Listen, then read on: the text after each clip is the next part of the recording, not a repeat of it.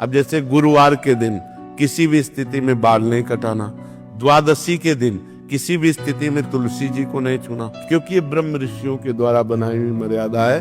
बुधवार को और शुक्रवार को आप बाल कटवा सकते हैं, लेकिन अन्य दिनों में कटवाने से आपके पुण्य क्षय होंगे। अब रोज सुबह लोग बाल आदि, तो हम कहते हैं केवल बृहस्पतिवार को मत करवाओ, और ना मानो तो गुरुवार का दिन परम पवित्र गुरु के लिए है, उस दिन आप क्षौर कर्म न करें, बिल्कुल निषेध है। नहीं, उससे पुण्य नष्ट होते हैं, आयु नष्ट होती, बुद्धि नष्ट होती। अब अगर आप नहीं मानोगे तो वैसे ही आपके आचरण होते चले जाएंगे, गिरते चले जाओगे।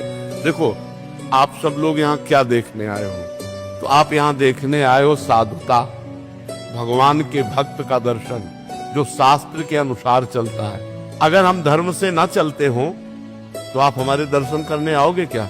हम भी तो एक मनुष्य हैं, हम भी तो आप जैसे ही हैं। तो आप सोचो, उन्हीं ब्रह्म ऋषियों ने ये मर्यादा रखी। वैसे ही जब हम चलते तो हमारे अंदर तेज, हमारे अंदर शांति, हमारे वचनों का प्रभाव, हमारे दर्शन मात्र से तुम्हें सुख मिलेगा।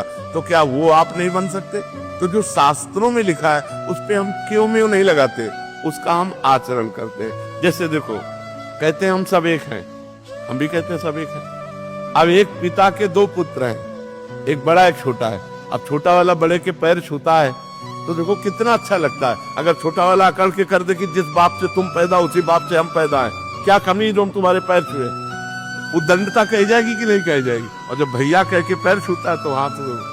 तो ये जो हमारी एक मर्यादा बनी हुई है, जो हमारे शास्त्र आज्ञा बनी हुई है, उसका पालन करने से हमें आनंद मिलता है, हमें शांति मिलती है, हमारी उन्नति होती है। और जब हम शास्त्र की आज्ञा का उल्लंघन करते हैं तो अशांति होती है, क्लेश होता है और हम अवनति को प्राप्त होते हैं। इसलिए हमें लगता है जो शास्त्रों में लिखा है उसका अक्षरशः पालन करना चाहिए।